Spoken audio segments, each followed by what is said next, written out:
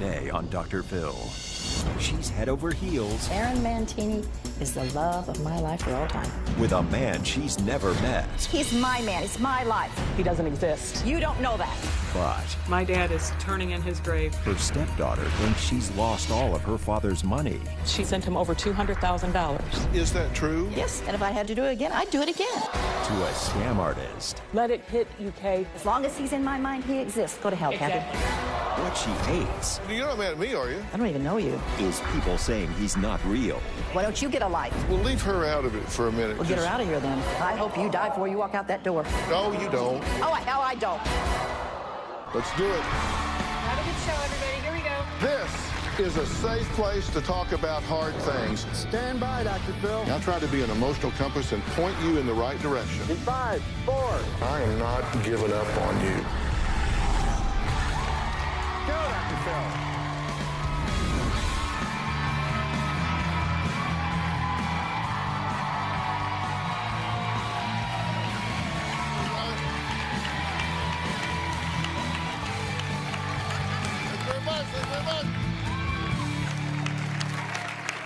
Okay, take a look at these cell phone texts. Kay, okay, love, 15 minutes, my love. Aaron, yes, my love. Kay, love you. Sounds like a pretty standard exchange between a couple where one person is waiting 15 minutes to see the other person, right? Well, let's read some more. Aaron, please wait, my love. Are you still at the Western Union, my love? Kay, I am. Aaron, are you there? Please talk to me, my love. Okay, it now seems like one person is trying to track down the other. Happens all the time. Well, let's read some more. Aaron, please, you can go and get the money now, but if you're asked what the money's for, you just tell them it's a loan from a friend that you want to use it to get a Ford car. And also how long you've known the sender. Just say 15 years and you talk to her once a month. Now, what started off as an innocent cell phone exchange starts to seem a little shady, right? Would it sound even more suspicious if you knew my first guest, Kay, has never, ever met Aaron? A man she calls her husband. Well, she's never met him in person. She doesn't even have a photo of him. Kay says she hopes this can all be explained in a logical way and wants me to help prove to her stepdaughter, Kathy, that Aaron Mantini, a man she met online just a little over a year ago, is the real deal. Take a look. I met my husband, William, in the early 70s. I loved him. I was never crazy in love with him. We laughed together, we traveled together. We had a good life. In 2011, William passed away. We would have been married 41 years, 2 days after he passed away. I sold the house and moved closer to Kathy, William's daughter. In December of 2013, 2 days after Christmas, I became very ill and had to have emergency surgery. They told me I had 12 to 24 hours to live. After the surgery, I looked at things a lot differently. I wanted to fall in love. I had never been in love before, and I had never had anybody be in love with me. In the beginning of 2014, I joined a dating site. When I first went online, it was kind of scary because you hear all these horror stories. But in March of 2014, I met Aaron Mantini, and we fell in love with each other. I know in my heart, I believe it with everything I have in me, that he will be here. I don't know when, but he will be here. So exactly who is this mystery man, Aaron Mantini? Kay is so in love with, and why does he need her financial support? Aaron Mantini is the love of my life for all time. He's like Prince Charming. When I first saw his picture, I thought he was extremely attractive. 6 foot tall, light brown hair, very beautiful haircut. He wears glasses, very well dressed. And he was holding a book in his hand, which very much impressed me.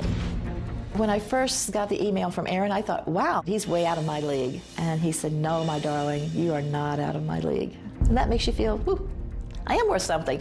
We immediately became exclusive. I took my profile down and so did he. Aaron told me he was born and raised in Belgium. His birthday is March 3rd, 1944. He's 71. He is a widower. His wife died 9 years ago from cancer, and he has no children and no more family left. He is a very highly educated man, and he's been traveling for business in Africa and the UK and Poland. He told me he's an accomplished skier. He likes to play golf. He likes to read. The first time I heard his voice, it was like fireworks went off. He has a very deep, very rich voice, and when he says, "I love you," it just gives you chills. Shortly after we met, he said, "I want you to be my wife." He said, "I dream of you being my wife." I have been in a relationship with Aaron for a year. I have no photos of Aaron. The last time I spoke to Aaron on the phone was probably April of 2014. We have never met. Okay, now we can talk about him in a minute, but let me talk about you first. You might not want to. Well, yeah, I do. Oh, have it. I want to know a little about you. So, you've been married twice before. Yes, Right? And you were married to your first husband for how long? 12 years. 12 years. And that didn't go so well. No. So you eventually get a divorce, right? I ended up in the hospital. I tried to take my life. And that's when my minister got a hold of this good psychiatrist, and he brought me out of it, and I decided, not worth it. But that changes who you are. It definitely changes you. Changes how you feel about yourself. It did at that time, yes. Yeah. So you did meet another man. In fact, you met him at the hospital. I did. And I won't say I fell in love with him. I didn't. I loved him because he was a good man, but I never fell in love with him. But you did get married. We got married. Blended 2 families, 6 children. And you two were married how long? Like 2 days, being 42 years when he died. Okay, and he passed away after 42 years of marriage. Wow. It was a shock. Yeah. Okay, and so how long after he passed before you decided, well, I'm going to put my hat back in the ring and try online dating? It was probably 3 years. 3 years? And why? Why did you decide? Well, I had met a man where Kathy worked. I really liked him. In fact, I loved the guy. I mean, not as a lover or whatever, but he's just a nice guy. We had hit it off really well. And I think that turned it around because I seen that there could be a man in my life. And like I've told Aaron many times, I've never been in love. I've never fell in love. I love somebody, but I never fell in love. And when I fell for, I did. Yeah, so you'd never really been in love, and so here you are, you've been through one marriage for 12 years, another for 42, never been in love, and so you thought, maybe it's my time. That's what I thought. And so you go online, and how long had you been on before you meet Aaron? Probably a month. A month. And how long had you been talking to him, connecting with him before you felt something you hadn't felt before? It was immediately. It was almost immediately. Really? It really was. After all 12 years, 42 years, all of this time, and then almost immediately, this person triggers something in you. He did. What was it about him? I think he was a gentleman. He treated me like a lady. To this day, I've never heard that man say a cuss word. Really? Never. He doesn't even get angry. And if I do, he'll say, calm. Please be calm, my love. Please be calm. Don't do this. Calls you my love? Yes. Diana, my love. You saw a picture of him? Yes. Handsome? Not strikingly. He's just, he's good looking. He's neat, classy looking guy. Slender, brown hair? Slender, brown hair, wears glasses. Brown eyes? 6 foot tall, brown eyes. Yeah. And, but it was his personality. It was His the way he personality. spoke to you. And we had things in common. We both love to read. He likes to play golf. I do. And he's a skier, which fascinates me. And Skier, golfer, active. And so you two started talking, and you would talk on the phone for a long period of time, Yeah. right? Hours, sometimes Right, we would talk. a day. For months, right? I mean, you talked a lot. no, we didn't. We talked for about 3 months. We talked on the phone. And then when he was overseas for so long, he started texting and emailing. Okay. Where was he when you first started talking? He was in Missouri, And you were where? in Illinois. Yeah. I've got a globe. I've got one right here. Missouri and Illinois aren't very far apart. No. I mean, why not go see him? Or Well, we him come were. see you? When we first got in contact with the other, I left. I went on a trip, and when I was on a trip, he said, "When you get back and I get back, we're going to meet. Do you want to meet halfway? You want me to come there, or do you want to come here?" He said, "Well, we'll decide when you get back." And during that time, that's when I learned that he had to leave the country. Yeah. We had made plans to meet.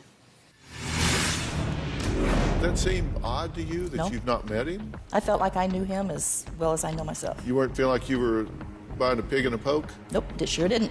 Still don't. Because you don't feel like you kind of want to look this boy over a little bit before you... No, I didn't.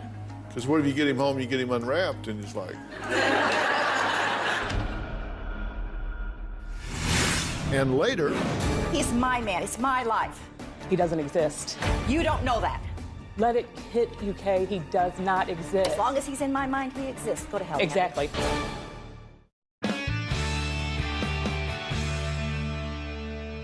he would write to you, and he was a good writer, right?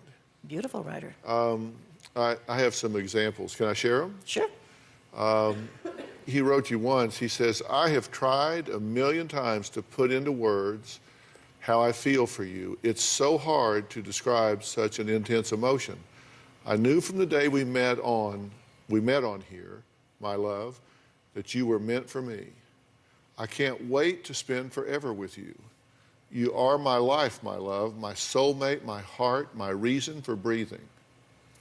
I love you, Diane Kay, with everything I am." Mm-hmm. Well, that turned a girl's head. Definitely. Turns an old woman's head, too. Turned your head. Definitely. Yeah. And you would write back to him similarly. Similarly, yes. Yeah. And when you two would exchange these texts, you were starting to think, okay, I'm feeling something. Right. And you said when you heard his voice, it was like fireworks went It was off. like the atom bomb went off. Yeah. His beautiful voice. So it was after, did he have an accent? Oh, yes. Beautiful accent. What was his accent? I'd say it's between a French and a German, Oh, okay. something in there. But he has a very deep, very smooth, very clear voice. It's like it would be a singing voice. And when he says, "I love you," it just it takes everything away. Okay. And soon you started talking marriage. Very soon. Like how soon? We was probably 3 months into a relationship or a long-distance relationship when he wanted to get married. 3 months? Mm-hmm. Now, come on, you and I have been around a while. A little bit. We've been up and down the track a few times. That seem odd to you that No. you've not met him? No. I felt like I knew him as well as I know myself. You weren't feeling like you were buying a pig in a poke? Nope, sure didn't. Still don't. Because you don't feel like you kind of want to look this boy over a little bit before you... No, I didn't.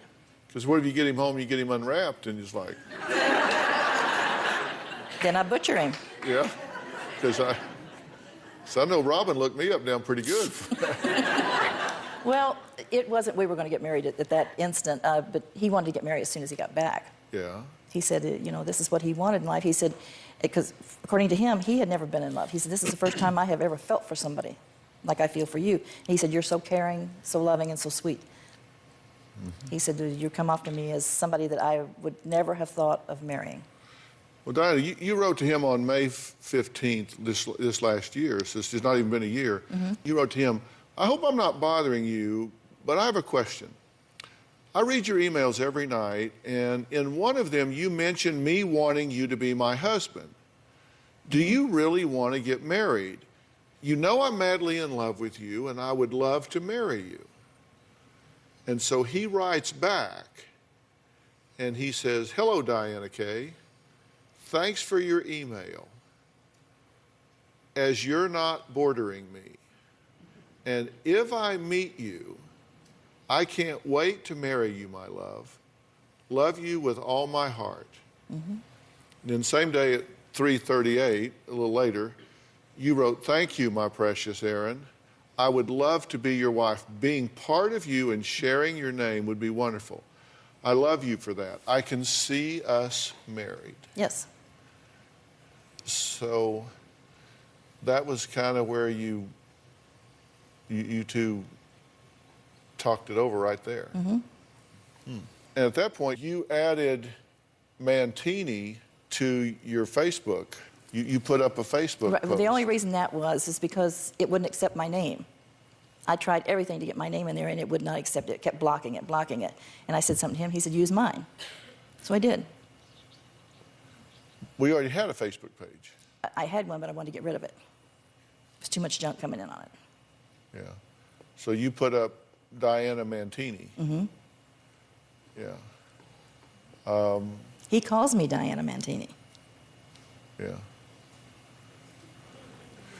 Okay. Kay's stepdaughter, Kathy, believes Kay is losing all of her father's hard-earned money in the process of falling in love with a stranger.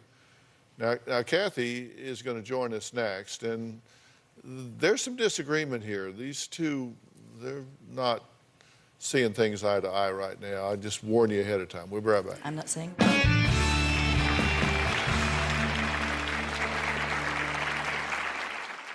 My mother told me she would never get married again, and this Aaron guy came along and that all changed. One breath she told me she met Aaron, and the next breath she said she had never met Aaron. I knew right then this person was scamming her. My dad is turning in his grave. It's absolutely making him sick. And later, we'll leave her out of it for a minute. We'll get her out of here then. You don't I have hope to you worry. die before you walk out that door. No, you deserve it. don't. Yes, No, I you do. don't. No, oh, you hell, I don't. don't.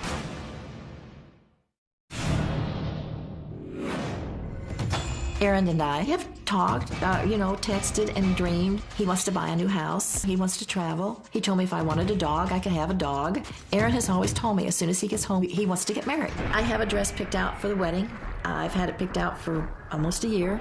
The dress is floor length. It has 3/4 sleeves, just a round neckline, and it's lace. I picked the flowers out before I picked the dress. Lilies and red roses will be the bouquet.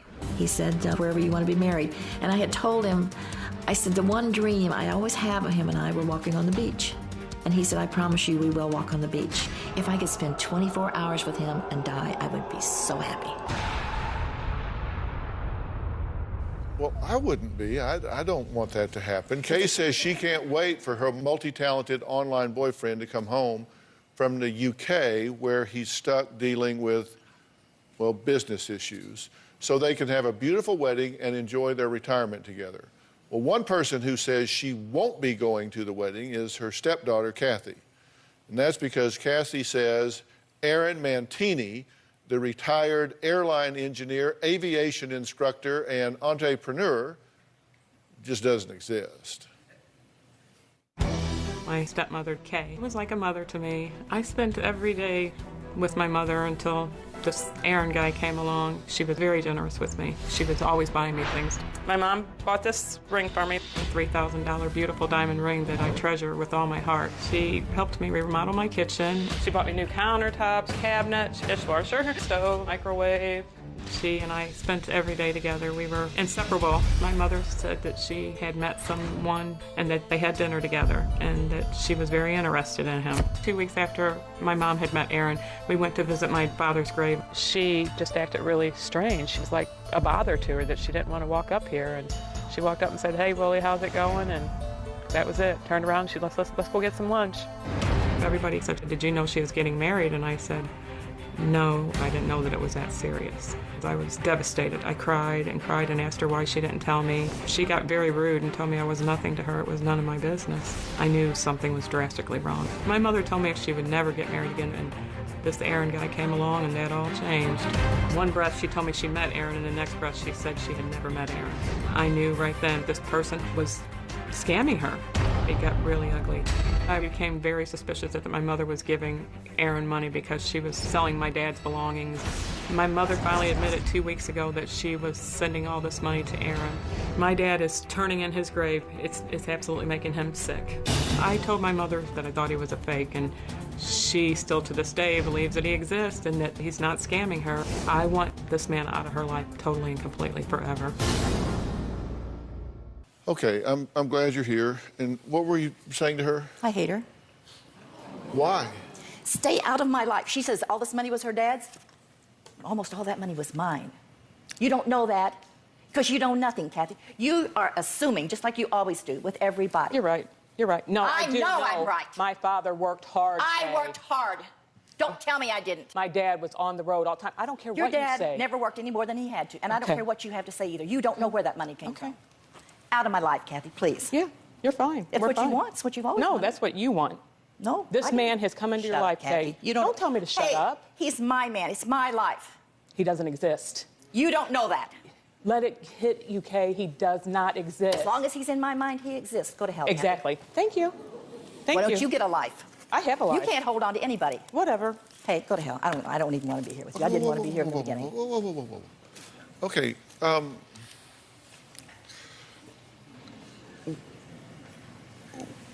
Your concern is what? She has nothing left. She's living with an elderly friend in Florida. She lost her home. She has no money, and she called me 2 weeks ago and told me that she had sent him over $200,000. My business, not yours. Okay, is that true? Yes, it's true.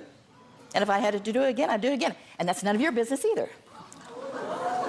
Okay, I'm sorry, what did you just say? It's none of anybody's business. I'd do it again. I was starting to get behind on my house payment. In the end, I had to sell it. The only thing I got out of it was $12,000, which I sent to Aaron. And later, you write back, Aaron, I'm going to trust you. How much do you need? You don't understand. I don't expect anybody to understand. I really don't care if you understand.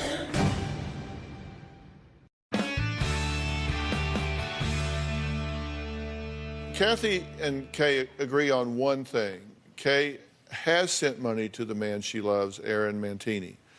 Here are all of her receipts. Not all of them. You've kept pretty good records. This is a lot of your receipts. Right. It's each one of these represents. You say this isn't all of them, but there's a lot of them. Each one of these represents a time where you've gone somewhere and either sent a wire or a transfer or something where you've sent money to this Aaron Mantini. But exactly how much? Take a look. Approximately a month after Aaron and I met, he asked me if I could send him $500. His visa had expired, and he couldn't get any of his funds from the United States, and he hadn't taken enough money with him, which I understood. After the first time Aaron asked me for money, he asked me for more money, and I don't remember. It was a lot of money sent in those several months. I mean, it was $20,000, $10,000, $9,000, whatever. Well, at that point, I had almost $60,000 in my checking account, so it meant nothing. In July of 2014, Aaron was in Nigeria, and he needed money. Aaron asked for my credit card information. He wanted to order some things so he could sell them to make money because he wanted to come home. I sent several boxes to Kenya and to Nigeria. In July, I sent Aaron probably $45,000, then $21,000. At that time, I was starting to get behind on my house payment. In the end, I had to sell it. The only thing I got out of it was $12,000, which I sent to Aaron. I told Aaron I had no more money in September. So for the last 3 months, Aaron has had other people depositing money in my account at the bank for me to send to Aaron. Right now in my banking account, I have $138.85. I think I have given Aaron in the last year probably right at $200,000. I'm feeling overwhelming love for him and missing him. Okay, now, I want to be sure I understand this, because in March of 2014, you met Aaron online, and in the next month, you sent him just $500 for visa problems. Something had to do with his visa? Expired. It was expired, and he needed that. He had already had to leave Missouri and go to Poland. Yes. And so he needed this visa problem fixed, or he'd be stuck there. Right. Okay. But that was just the first, because then between April and June, you wired around $85,000 to him? I guess so. Did he say what for? He said so he could come home. He said he needed the money to fix the problem and he could come home. Well, what was the problem? He never really said then, and I didn't ask. And listen, I'm just, And we'll leave her out of it for a minute. Well, get her out of here then. Well, but no, trust me, okay, just let her be here for a minute, okay? Whatever. Well, okay, don't be mad at me. I don't. She started this. I wouldn't be here if it wasn't for her. I did start it. Oh, the hell you didn't. I did. I said I did. Oh, you didn't tell a lie. How about that? Okay, well, but you're not mad at me, are you? I don't even know you. Well, so you can't be mad at me. I could, I guess. Pardon me? I could if I wanted to, I guess. Well, but don't be mad at me. I'm not mad at you. I'm just Yeah. here. Yeah. Yeah, okay. But you sent him $85,000. What was it for? I don't remember. That's too long ago. I don't remember. I really don't remember. You spent $5,000 to ship him boxes of clothes and car parts to Nigeria, and then wired an additional $45,000 for a total of around $50,000. Mm-hmm. And this was that same summer, so you sent him $50,000. Right. Did this make you nervous at all? Not really. No, it didn't. Okay, so then in July, August, you sent him $21,000, and then extended credit limit to get the money for him, wired another $14,000 in August for a total of $35,000. So we're talking $85,000, $50,000, $35,000, then another $20,000 to help with his business. And again, you don't know specifics about what it was for. No. You didn't ask No. questions. No. And then in October, you sent him $5,000. Then you sold your home for $30,000 under value, and you netted $12,000 out of it, and you sent that money to him. So at this point, you've lost your house Yep. and the equity in it, Right. and sent it to him. Right. Okay, so at this point, we're talking $218,000. Well, listen, that's a staggering amount. People are putting themselves in your shoes and thinking how they would Where feel. does money get you? It doesn't make you happy. I Okay. wasn't a bit happier when I had that in the bank. Then I'm probably happier now than when I had that in the bank. If he's real, I'm on your side. If he's not, I'm his worst enemy. I'll burn that son of a bitch to the ground if he's a thug. One day we tried to get a hold of my mother, and she didn't answer. Finally, a man answered her phone, and he said, "This is the police department." And I said, "Is everything okay?" And he said that paramedics are on their way. When I got to the house, the police told me it was apparent that my mom had been drinking and that she had contacted them. The house looked like somebody had broken in, paperwork everywhere, drawers open. The police officer was holding these papers. I said, "What is that?" And the police officer told me it was a wire transfer to a bank in Hong Kong. It was about $50,000. And I cried. I mean, within a month after she supposedly met this man, she's wiring him $50,000. Something's wrong. What is your ability at your age to replace that $218,000 if you needed to? I don't care about replacing it. I know I don't have long to live. I know that. I'm 71 years old. How much longer could I live? I'm not really healthy. It makes no difference. You live day by day. One day at a time is all anybody can live. And that makes no difference to me. Okay. I know you're saying that you don't care about the money and that you weren't concerned about this. But somewhere along between $85,000 and $50,000, you started questioning his intentions yourself. To a point. Well, I've got that email because you wrote to him. You said, "Aaron, I am becoming very concerned about this money situation. Are you playing me for a fool? This may not be a lot of money to you, but it is to me. I live on a fixed income, and what I have given you is what I have had in reserve for unexpected expenses. I have no assurance I will ever get any of this back. Aaron, I am not a wealthy person, and please say you are not taking advantage of me." Then the same day, Aaron writes back, "Hello, love. Please, why will you say I am taking you for advantage of you, my love? Please understand, am trying my best to leave here, my love. I love you with all of my breath, my sweetheart. Love you, hugs and kisses, Aaron. And then the same day at 12:48 p.m., you write back, Aaron, I'm going to trust you. How much do you need? You don't understand. I don't expect anybody to understand. I really don't care if you understand. My pants are falling out. Okay, but what is it? But I want to understand. I want to understand, because let me tell you what I want to do. If this man is a real, legitimate guy, I have resources all over the world. The Dr. Phill show is on in 100% of the United States and in dozens of foreign countries all over the world. I have contacts, affiliates, producers, stringers, people all over the world. And if this guy's for real, then I want to find him for you. I want to get you with him. If he's real, I'm on your side. If he's not, I'm his worst enemy. I'll burn that son of a bitch to the ground if he's a fake. If he's not real, you want to know it, don't you? I'd like to know it, but I don't care. Right? But if he's not real, you want to know it. If he is real, you want to find him, and if he's not real, you want to know it. She has made me so upset. I don't know what I want to. All I'd like to do is walk out of here, walk back to my home, and just say, okay, it's over. Okay, but it's not over. You're here, and I'm saying if he's real, I want to help you find him, and if he's not, you want to know it.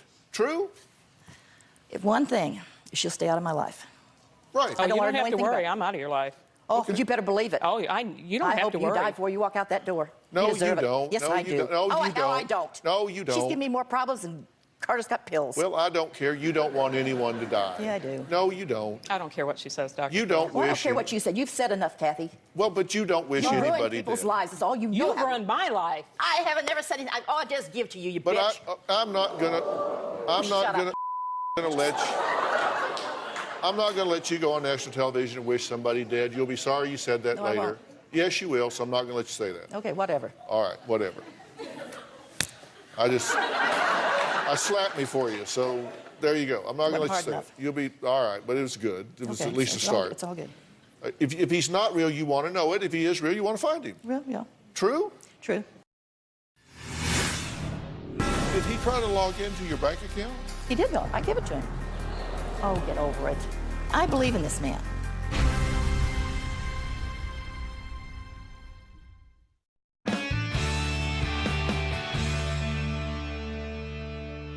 Did he try to log into your bank account? He did go. I give it to him. Oh, get over it. Hey, people hack yours. People go and take your money to steal your identity. What the hell? He hasn't stolen mine yet.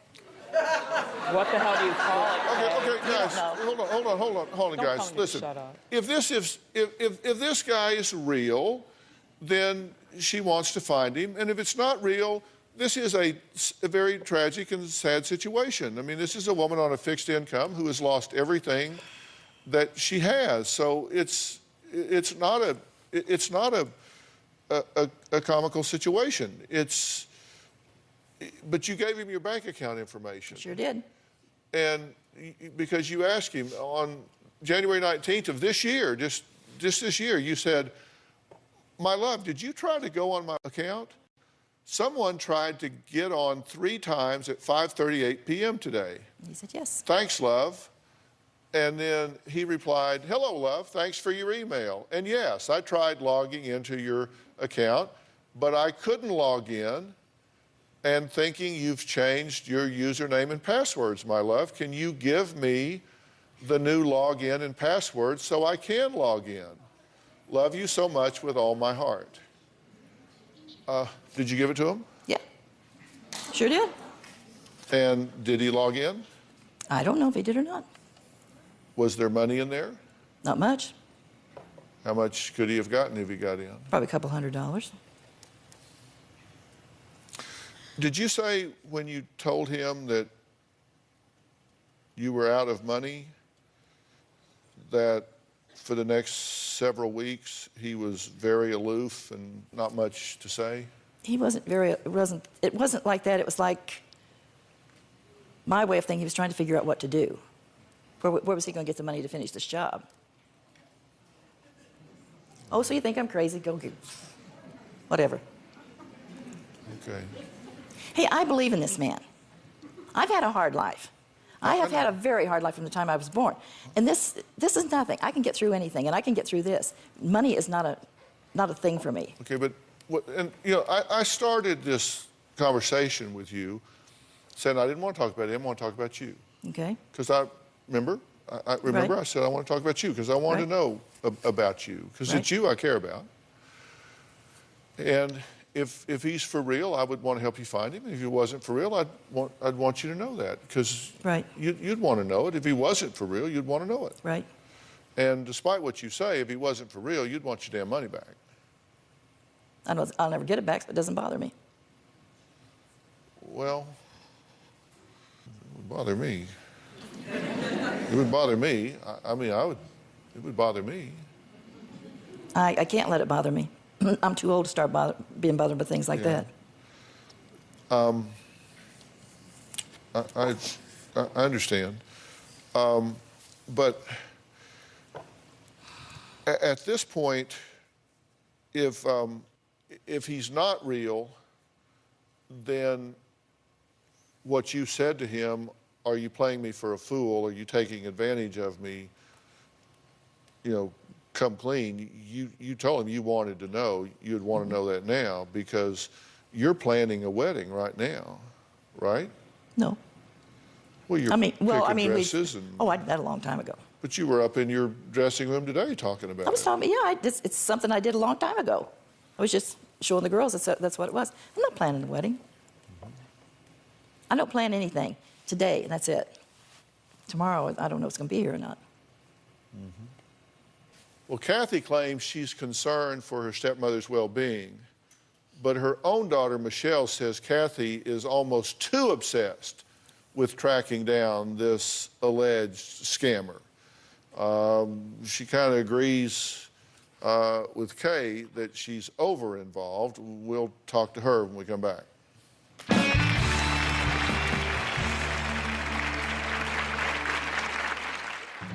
I don't think Kay has paid my mom's bills, but I think she has done things for my mom to help her along the way. Kay has gotten my mom a lot of nice things. My mom was very upset that Kay sent money to Aaron. I feel, is there more to it? Is there a reason why she feels this way?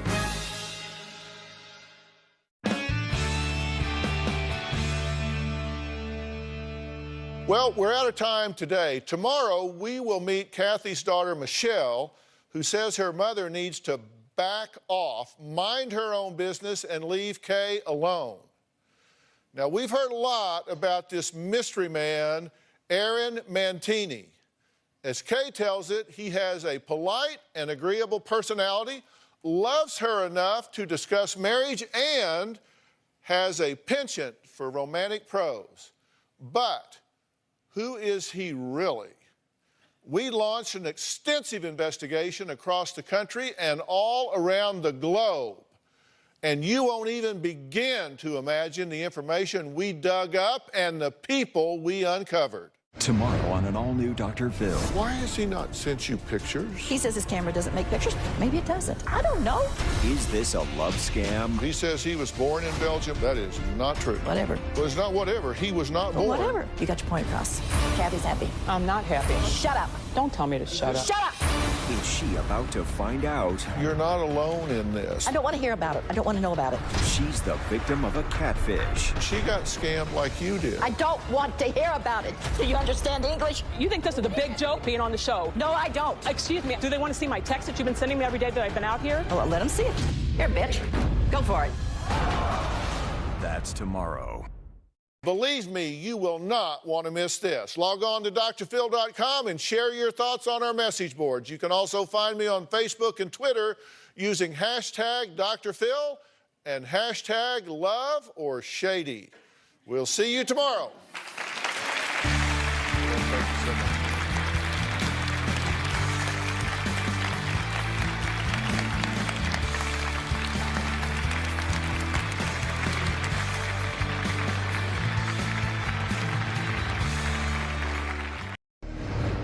Today on Dr. Phill. They're happily married, but They're both having sex with various other people. This is going to get complicated, so I have my trusty pointer. You said mommy and daddy have other loves. What kind of damages are they doing to these children? are they ever jealous? Some guy is going to be laying on top of my wife. You tell me that doesn't go through your head? Or have they worked out all the kinks? We have to start to ask ourselves, are we going to get on an airplane? Who are you talking to? I'm talking to everyone. I'm talking to America. Well, talk to me. She has an open marriage. We are love coaches. I think that current modern No, relationship. listen, hey, excuse me. Together. Excuse me. And a mouth that never closes. Kenya, you can't dominate the entire conversation. Can I say one thing really quick?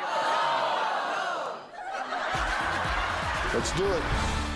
If we're going to do something here that matters, then we got to deal with the truth. Have a good show, everybody. Here we go. If I can help get this family back on track, are you willing to do that? Ready, three, take.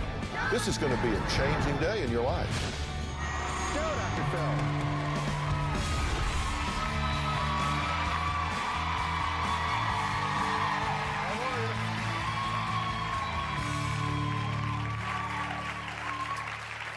Well, today we're talking to a husband named Carl and his wife, Kenya. But I warn you, this is going to get complicated, so I have my trusty pointer.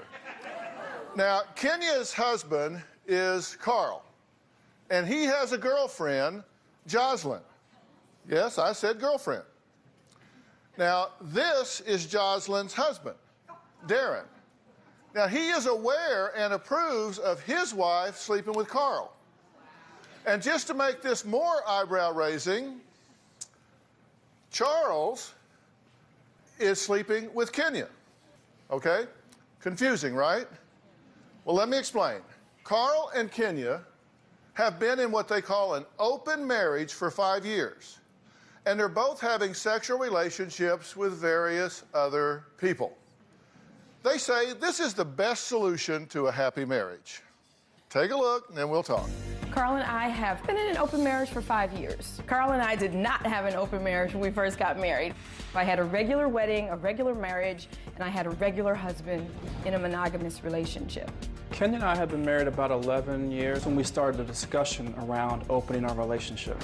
I had company too. Oh. This particular person, I have an attraction for him, but I don't know that he's ready. After the ups and downs of going through 2 full years of discussing this without having any outside relationships, I went to a conference and I met a man. It was love at first sight. And she said, Carl, I met somebody, I really like the guy, and I told her to go ahead and go with him. And you have my support, and I'm behind you all the way. I felt like this was a gift from my husband, a gift of my own freedom without having to lose the commitment.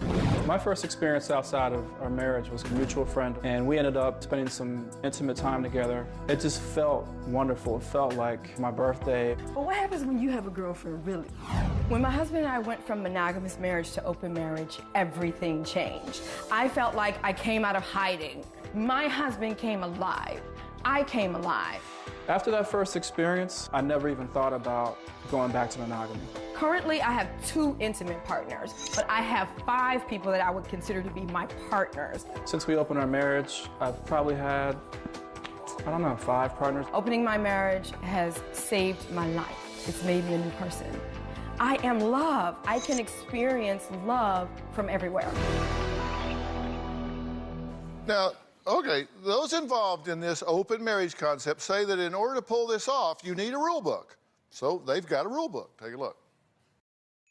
When we first started our open relationship, we had rules. You know, no sex in our bedroom.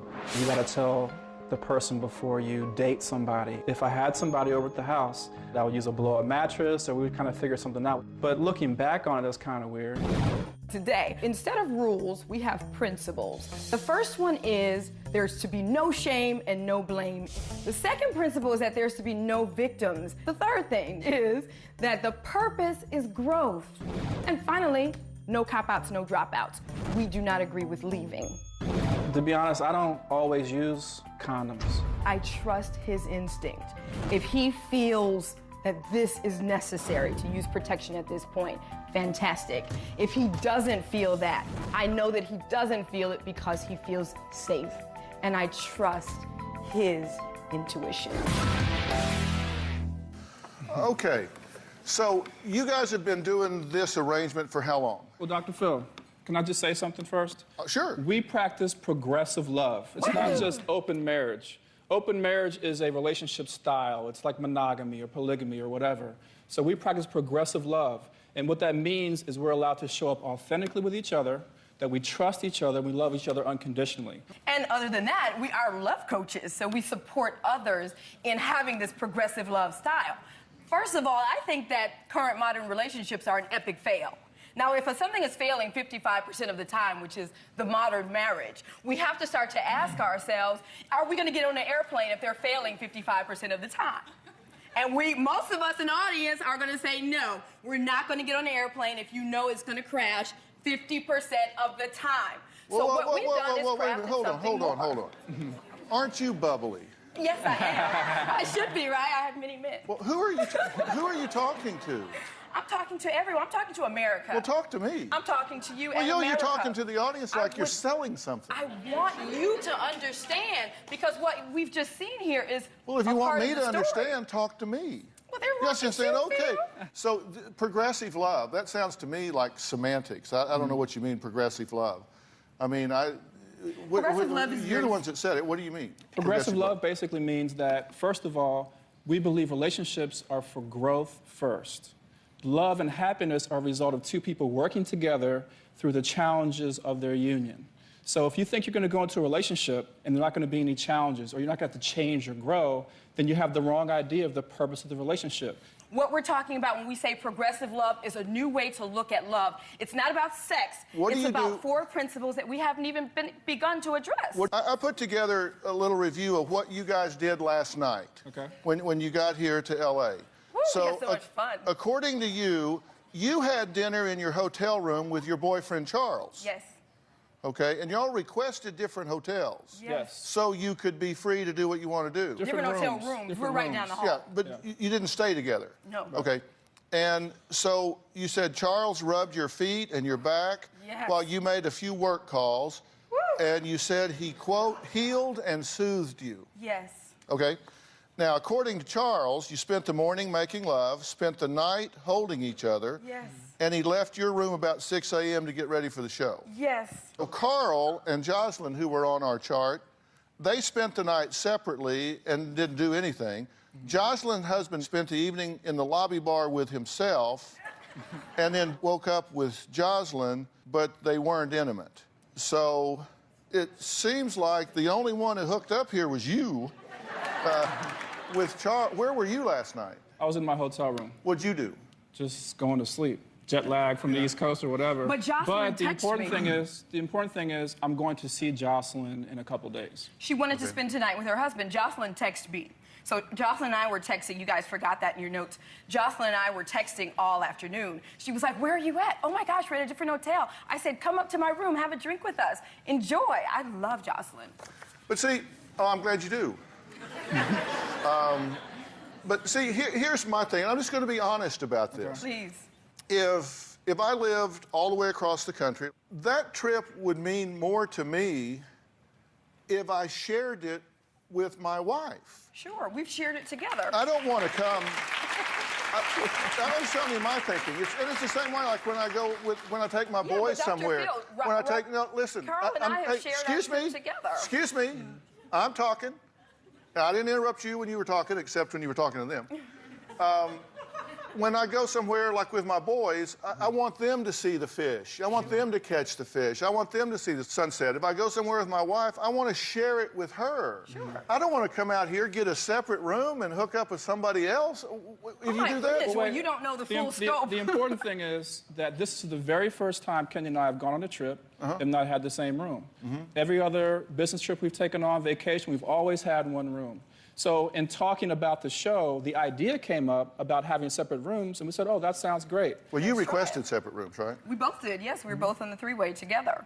And we've been wonderfully happy in our separate rooms. And I said, oh my gosh, I can spread my makeup all over the counter. I can spread everything, and there's no television. I don't watch television, so I don't like the TV on. He likes the TV on. It's just been like, wow, I feel like I'm in a suite of bliss. In separate rooms, Quiet. separate rooms has nothing to do with spending time with another partner. No. If she wanted to spend time with a boyfriend or partner, I would go ahead and leave or give them that space. If you were there and Charles showed up and said, you know, hey, I want to spend some time, you'd go, oh, well, let me get my stuff and... Well, no, I probably hang out for I a would while. talk with Charles. You know, I would hang out with him. We would maybe have a couple of drinks. Yeah. And if we decided that him and Kenya wanted to spend time alone, then I would oblige that. Okay, so what you say to yourself is, okay, here in about 10 minutes, this guy is going to be laying on top of my wife, so I think I'll go off somewhere else. You Why tell are me that people doesn't so go through your head? preoccupied with I mean, sex? I know where you're going with that, Dr. Phill. All right, we got to take a break here. Okay. Next, we're going to meet Kenya's boyfriend, Carl's girlfriend, and his girlfriend's husband.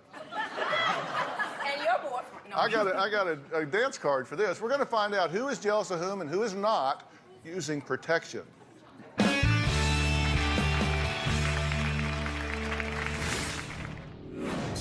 If this is all so great and so wonderful, why are you hiding your face? Very good question. And later, Children have a lot of questions about sex and relationships. We're willing to talk to them about porn. I've watched porn with my daughter. I've helped them understand what this is, how it is just one part of sex. There's so much more. Sex is so juicy and delicious and wonderful. Stunning allegations. Newt Gingrich's second ex-wife, Marianne Gingrich, says he told her he wanted an open marriage. The request came after he admitted he was having an affair. I said to him, Newt, we've been married a long time. And he said, yes, but you want me all to yourself. He was asking to have an open marriage, and I refused. Your ex-wife says you asked her, sir, to enter into an open marriage. Would you like to take some time to respond to that? No, but I will. well, it must be noted that Newt Gingrich said the allegations against him were false, and he did consider those to be allegations that he needed to defend, so he didn't consider it to be a positive thing based on what he said. Now, his second wife, Marianne, as you just saw, claims that she said no to open marriage. But my guests today say yes to sharing their spouses with other people. You might call it open marriage, you might call it progressive love. Let's hear the reasons why Carl and Kenya say they feel traditional monogamous marriage is flawed. I have no regrets about open marriage, and I would never consider going back to traditional marriage. If I had to choose between monogamy and open, then I'd choose open every time. When I look back, I feel like, oh my gosh, how was I in that little box? When I had a feeling of love for another woman, I felt a little ashamed about that, like something was wrong with me. And I think traditional marriage tells us that you really can't have those feelings, and if you do, that's wrong. Human beings are clearly not monogamous. Monogamy means you meet a partner, you mate with that partner, and you mate for life. If that partner passes on, so does your sex drive. Do you understand? So now raise your hand if you're monogamous, right? No one. The culture is the one that practices a monogamous choice. All right, Kenya's partner, Charles, and Carl's girlfriend, Jocelyn, are joining us now. So you guys have been watching the show so far? Yes. How are they doing at characterizing all of this? Doing great. Yeah? Yes, absolutely. They're representing what we understand as a progressive love relationship. So it's they've been doing wonderful. We're referring to you as Charles. Yes. But that's not your real name, and we're not showing your face. Right. I mean, these people can see it, but we're actually shooting you from behind at your request, right? Exactly. Okay, if this is all so great and so wonderful, why are you hiding your face? Very good question. Good question. The reason is because I am ending a relationship, and the timing of the show came before that's happened. So I have to wait. If the show happened probably a couple months from now, I would show my face. I'm not scared to show my face. You're ending a relationship. Yes. A married relationship, yes. or? Yes. Yes. Okay, so you're married to somebody. You've been separated for a year. And you've been separated for a year, and you've been involved in this progressive love for how long? Progressive love for probably about a year. Either you share everything with your partner, and we mean everything, or you don't. If you don't, then you're lying, you're being dishonest, and it shows you don't have a real connection with your partner. Right. An open relationship is one in which you can show up as a real person in the relationship and tell the truth and reveal your real self to your partner. Let's say, for instance, I touched your arm and you go home and right now you feel a little tingling in your body somewhere, which you don't, of course, but you go home. Let's just say, Robin is right there. Come on, Robin. Now look. We're saying that why can't you go home and tell Robin, today this woman touched me. I never knew her. She's kind of crazy and really loud. But she gave me this wonderful sensation in my body. I don't know what it was, but it was very similar to like a blissful feeling. Why wouldn't you be able to tell your partner that? Most people do not and cannot. Well, I wouldn't tell her that for 3 reasons. Why? Number one. Why wouldn't you tell her that? Well, number one, it would be a lie, because that isn't the feeling that I had when you...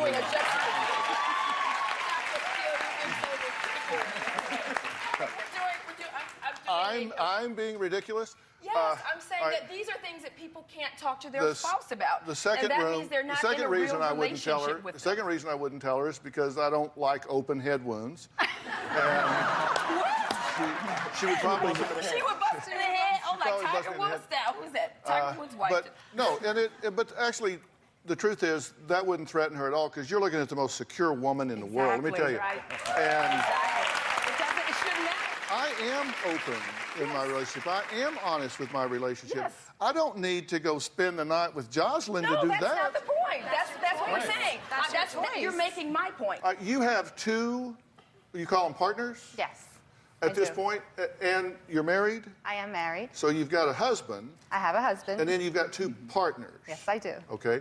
And how does your husband feel about that? He feels great. He feels like, we are completely honest about what we feel.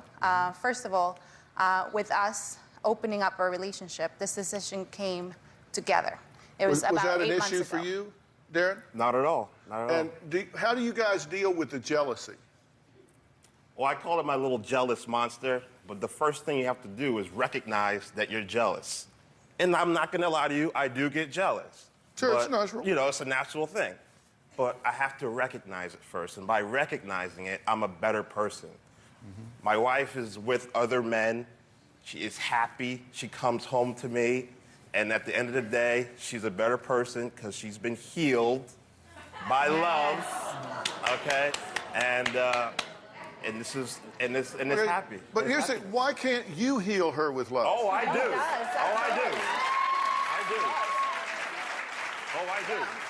I do, doctor. But that's like me saying, don't go to the doctor. No other man can make you feel better like I am. There are other men out there. I'm not the hottest thing in creation. I do look good, but I'm not the hottest thing, all right?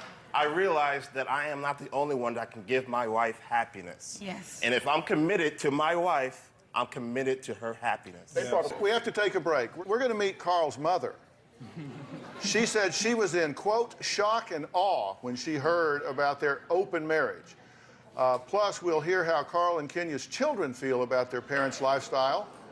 Yeah. And why Kenya watches porn with her 11-year-old daughter. Wow. What you told me? I have serious concerns, and I know that I'm on the right track and feeling the way I feel. These kids have to have... I am worried. I am concerned. And later... My children accepted and saw what we were doing as something that was cooler than cool. This is what every relationship really needs. They embraced it as if my parents have discovered electricity. What I'm looking for when I look for a partner is not a sex partner. I'm looking for long-term love partners. My desire is not to go and have sex with as many men as possible. If I go to town, I want Kenya to be with someone. I don't want her to be alone. My husband may arrange a trip to go see one of his partners, and he'll call my boyfriend and ask for my boyfriend to come take care of me at the house. I want her partners there so she feels more fulfilled. They do everything that my husband would have done had he been home. We have wine at night, we dance, we have romance. We do everything that my husband and I would do, except my husband's not there. It's almost like having replacement husbands, and you rotate them in. It's really great. I love that. Well, you just heard right. Carl and Kenya are married and talking about how they incorporate their girlfriends and boyfriends into their daily lives. They refer to this as progressive love. Let's hear what Carl's mother has to say about their open marriage after 17 years. I am disappointed that my son and my daughter-in-law are in an open marriage. This was such a betrayal to their marriage. It's unfaithful to have another partner, openly have another partner. I almost wish that they were discreet with it. Just to even hear them talking about it, it felt dirty. It did feel dirty. I don't disagree with them being honest with each other. But again, should the children know every little blow and nick and knack? I don't feel the children should be a part of that. I really have serious concerns that this open marriage may damage the children. Well, Joanne is here in the audience. Thanks for coming today. Dr. Phill. Thank you. Thank you. You've got some of the same questions about this that I do. Yes. It bothers you. What about it bothers you? Well, I have to say that I disapprove. I just don't agree with having partners outside of the marriage. And more than that, I am more than that concerned about my grandchildren. I want to say that my grandchildren are aware of this, their relationship, this open marriage. And I don't agree that they should be involved in it or that they should know about it. It should be at least discreet. That's my opinion. Mm-hmm. I don't think it should happen at all. But for my children... Would you say the same thing about children of divorce? What about them? Would you say that they are in a bad situation as well? I do. I think any child that goes through any type of divorce also has some issues, and I can speak to it, and my son has spoken about it. Mm-hmm. But I just think when you are a union and you are married and you have people, partners, that your children know about even. And love. And, you know, I have issues with it, and I'm very concerned, Dr. Phill. What is the research or the experience that you've had of people who are in open marriages? What is your experience for the children? Well, I have two rules that I've adhered to across a long period of time, and when you're dealing with children.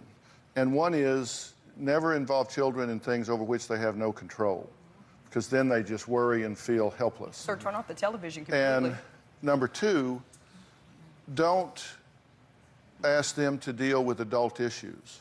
Their brains are not through growing yet. And when you're talking to an 11-year-old about these issues, you know what message you send, but it's hard to know what message is received. Yes. What I'm saying is that I watched porn with my daughter, a 2-second clip, because I wanted to show her that her friend had come over and showed her porn, and I wanted to tell her that we don't believe pornography is sex. We don't watch pornography, and we don't think it's actually sex. Yeah, the important sex is sacred. Kenya and Carl sent us a video where Kenya admits to engaging in a controversial practice in an effort to teach her 11-year-old daughter about the birds and the bees. Take a look. Children have a lot of questions about sex and relationships, so we never shut them down about these questions. If you don't tell children the truth and deal with their reality, like as their hormones start to change and whatever, then they're going to lose faith in you as a source of information, a source of truthfulness. And which is why a lot of children kind of move away from their parents as they get older and don't consult them or don't talk to them about what's going on in their life. Right. So we share everything with our children. We're willing to talk to them about porn. I've watched porn with my daughter. I've helped them understand what this is, how it is just one part of sex. There's so much more. Sex is so juicy and delicious and wonderful. I don't scare my children about sex and tell them, oh, it's just the dangers of sex. I would never do that. I told my daughter that sex for her is going to be luscious. She's going to enjoy every second of it. And I help them understand that masturbation is normal, touching yourself is normal, your body is beautiful, you are are normal. If you have sexual desires, that is normal. My children have condoms. If they bring boyfriends home, girlfriends, they are totally welcome to be in our house. We don't have a closed door idea about sex and sensuality. We think that that is the most detrimental thing that you can do to a child. Okay, hang on, just one second, Joanne, then I want to come right back to you. Okay, we just played that tape, which were all your words. Yes. And then you said I took my quote out of context? Yes. Are you kidding me? That I watch porn with my daughter. Well, I just played the entire snippet. You went further than what I said. I thought you took the snippet of me saying I watch porn with my daughter, but you played the entire video. That's why I deeply said, apologize. hold on. Oh, thank you. I accept your apology. Absolutely. Because I don't do that, and I'm offended when people suggest I do. That's why we played the whole thing. Joanne, your comment. My concern, again, is the children. What kind of damages are they doing to these children? I'm concerned. Oh, they have the very best. I'm trying to figure out the danger. We're talking about to me, it's more long-term, dangerous for 5 years children from now. not to be informed. Possibly what happened? Getting into drugs. Drugs? For being Getting into drugs because their parents are honest with them. Children get into drugs because their parents don't even speak to them at all and are not honest with them and have never told them about sensuality. Never told them that they're normal. I have serious concerns, and I know that I'm on the right track and feeling the way I feel. These kids have to have. I am worried. I am concerned. We're actually going to hear what the children had to say when we come back. And I have to tell you that this tape disturbed me more than the one you just watched. We'll be right back.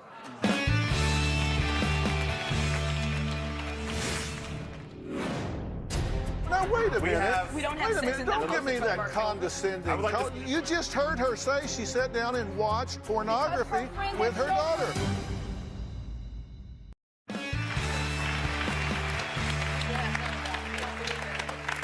Carl and Kenya reveal how they explain their open marriage lifestyle to their children. I have a problem with that. I think, before the break, you were saying, Charles, that, well, what are the dangers here? Show me a danger. I'm going to tell you what the dangers are, my friend. These children go through developmental benchmarks where they reach certain levels of maturity, certain levels of understanding. They get to the point of not being suggestible, guided. Their brains aren't through growing yet. And until their brain is through growing, the last part that grows is the neocortex, which allows them to predict the consequences of their actions. If you load them up with adult decisions, adult content, things that can have a huge backlash on them later in their lives, you've given them stuff they can't do. It's like asking the child to get taller. How do you know that's what we're loading them up with? You didn't take a full scope of what we do. Our children, no, we didn't. Kenya, you can't dominate the entire conversation. There are other people here. We're going to tell the truth. Derek. We're going to tell the truth here. I agree with you. I agree with you, and I agree with you that children are sponges. They absorb everything we put in front of them. Absolutely. One of your rules is don't involve them with adult decisions. Is love one of them? I think sex is. Okay, and I completely agree with you. I agree with you. All right. We don't have sex in front of our children. Now, wait a minute. We don't have sex in front of our children. Don't give me that condescending. I would like to finish my point. You just heard her say she sat down and watched pornography because her friend had with her showed daughter. her porn. Her friend had showed her porn. I wanted to tell her that pornography is not sex. It is abuse of women. Children are watching this stuff. So when my children's friends are showing them pornography, we have to go back and say, here's what they showed you, and here's what this is. We don't sit there and just watch porn with them. This is but we got to go back and put it in context. We're saying this is not sex. This is abuse of women. I want to be very clear here. Kenya interviewed her own children and asked these questions. I say this. You guys asked me to interview my children and ask these questions. Okay. I want to say clear. this because this video disturbed me the most. Take a look. They asked me to interview them. My kids know that Kenya and I are open in our marriage. They know that we have other partners. I think that it's best for them really to have all these partners because they have people to relate with and they're not stuck with the same person. We said Mommy and Daddy are about to start an entire new model. We thought of it ourselves, and this is what it looks like. We have other loves. You can't live with the same person for your whole life. And it's just not gonna happen. Nada. Zero. My oldest son said, oh my gosh, so does that mean that you can have sex with somebody else and, you know, daddy can do the same thing and you guys aren't going to break up like my neighbors and my other friends' parents? And I said, yes, we're not going to break up like those people. If I did get married, I would be open because I don't like the idea of being with one person for a long time. My children accepted and saw what we were doing as something that was cooler than cool. This is what every relationship really needs. They embraced it as if my parents have discovered electricity, and we're very proud that they're very proud of us.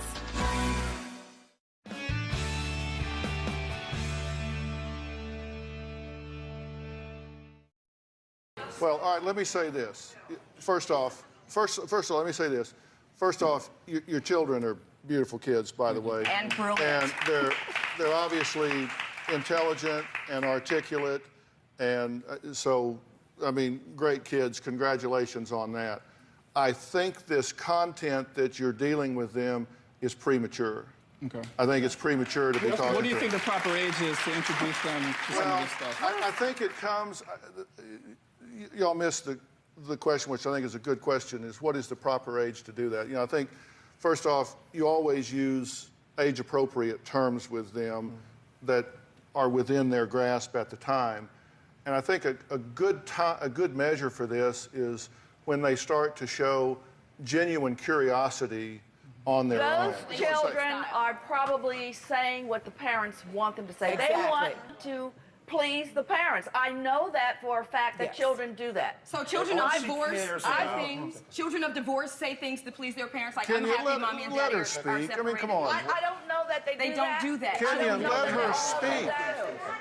Let her speak, please. Yeah, I just go ahead. I just feel that the children are wanting to please the parents. I don't know what they're feeling inside, and no one knows what anyone sometimes feels inside, but I am very much concerned to hear Sanu say that.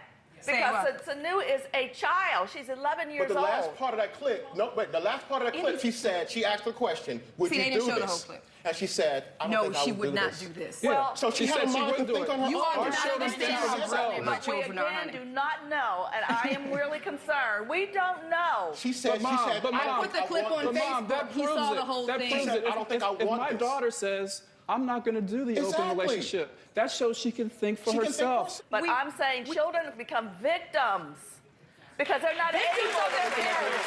Victims of their parents. So wait a minute. When children come to this world, they should be awarded to the state because their parents, whatever their parents may teach them, could be bad or wrong. There are 33,000 religions in this country. Which ones are wrong to teach children? There are more than one love style. What about gay, lesbian? These are things that children learn from television, from their parents. There's nothing wrong with it. I don't see it. Children, the ones that really become the ones that are addicted to porn, the ones that are on drugs, the ones that are doing crimes, the ones that don't have these conversations with their parents. I'm sure you asked the kids, did your parents talk to you about sex? No. No. They talk to you about drugs? No. They said it was dirty and wrong. It's dirty, it's wrong. But if she's saying, look, this is love, this is not, and she's teaching them the right way, respectfully, you know, it's... Listen, I totally get that you don't want your kids to learn this from behind the gym. And that's what happened, and I had to re-educate her. I've joked before when my dad came and said, you know, we need to talk about sex, and I said, okay, what do you want to know? Right. I was into 6th grade because I thought I knew everything at that point. But, okay, now... Can we just cut to something no, really quick? I want to ask you a question. Can I say one thing really quick, and then I'll answer your question? So what our children have seen... Okay, let me ask you the question. Yes, you can. Y'all, come on. I submit, I surrender. Come on. Thank you, lovingly. Now, here's what I want to... I'm actually going to give you an opportunity to talk. Oh, go ahead. Here, and try not to be... I'll take it. I will feel bad Try about not to be shy. I don't know what's wrong. Howard University girls. Because I get the feeling... I get the feeling that if somebody disagrees with you, you decide they're not being fair. No, I don't. Because that's what you said. I believe Come they on, have a different perspective. No, listen, let me finish. And that they're not educated on what we do. I just wanted to talk to my mother. I wanted to tell her that this is what our children have seen from day one. They've seen my husband stay home and let me be a stay-at-home mother for 13 years in our home. They saw me defeat cancer in the hospital with no hair. They saw my husband be there for me. Yes. They saw our house burn down and we had nothing left. They saw us move in with community because nobody could move, we couldn't move anywhere. They saw us go through learning 11 years of yoga, meditation. They seen me retire my husband. They've seen us write 14 books. They've seen me write 400 articles and blog posts. Kenya. They've seen people all over the world call me for consultation. This is what they've seen. But Kenya, this is what you've seen as well. Yes, I've seen it all. So let's talk about the entire picture if we're going to talk about our family. I do not disagree. Thank You are good parents. Absolutely, I've never in any of this said that you were not a good parent. Well, then talk about the entire scope. No, but Kenya, we're not here to talk about the entire. We're here to talk about and we have come out on top. Okay, we'll be right back. Thank you.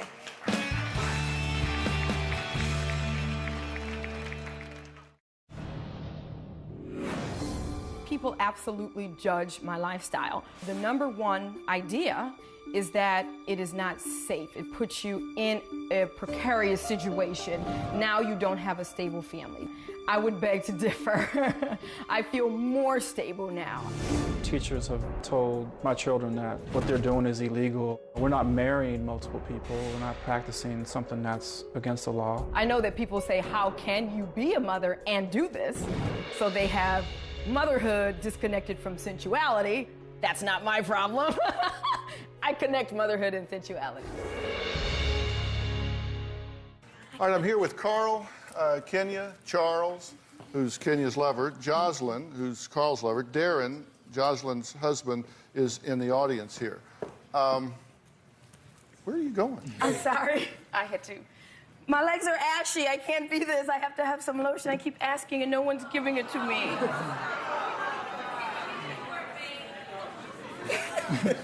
I'm sorry. If your legs were ashy, if you're an African-American woman and your legs are exposed, you would feel badly if everyone saw your legs ashy. We did ask. I asked 3 times.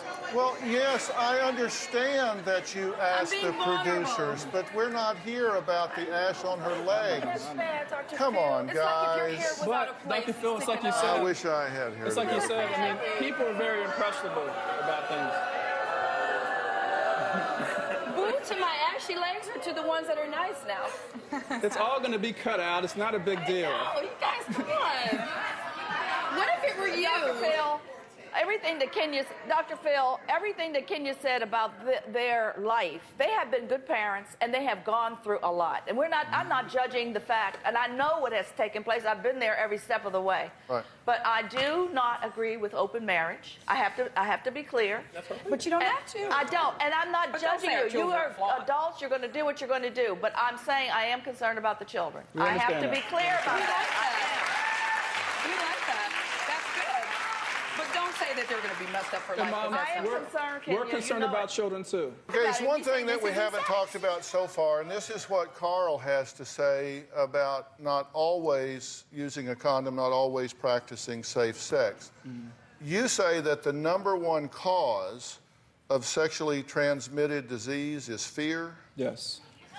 No, the number one way to protect yourself from sexually transmitted disease or anything is to not have such a fear of it. Right, because you're not sneaking and you're not running and hiding and doing things without thinking. I asked Carl this question. So all I'm saying is that if you have a fear, which I think a lot of people do, a fear of a sexually transmitted disease, it affects your ability to think and rationalize. We all know, studies show, that your IQ drops 5 to 15 points when you're stressed out or over-emotional. So that's no way to go into, people can laugh if they want, but that's no way to go into something so serious as sharing your body with another person. So your theory, if I can extrapolate this, is that the #1 cause of STDs is fear because fear causes stress. Stress compromises the autoimmune system that makes you more susceptible to infection.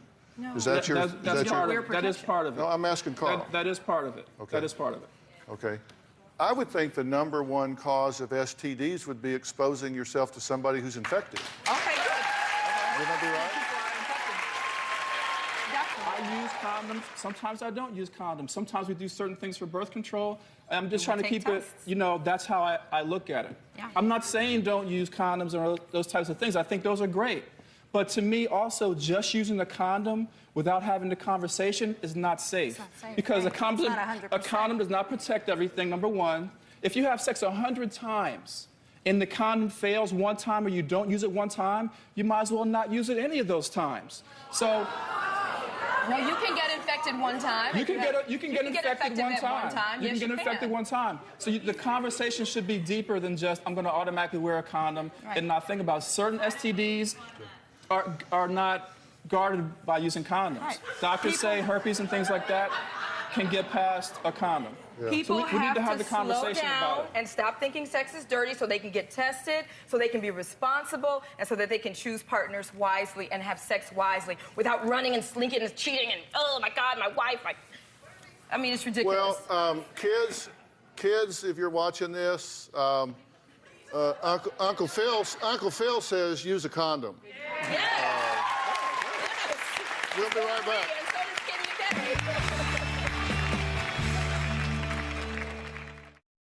Well, I want to thank all of my guests today. I know you're going to be on the message boards talking about this, and I do want to hear from you. You can go to our Facebook page, you can go to our message boards, you can go to my Twitter account, and I'd love to hear from you. And I know you blog about these things, and I'm happy to put a link up there to you so people can find it and they can read it in their own time, in their own way, and make up their own mind. So I appreciate all of y'all coming here, knowing that you have a position that's not widely embraced. That's okay. And and audience, I appreciate y'all weighing in, because I think you disagree with a lot of things, but we appreciate you being here. So long.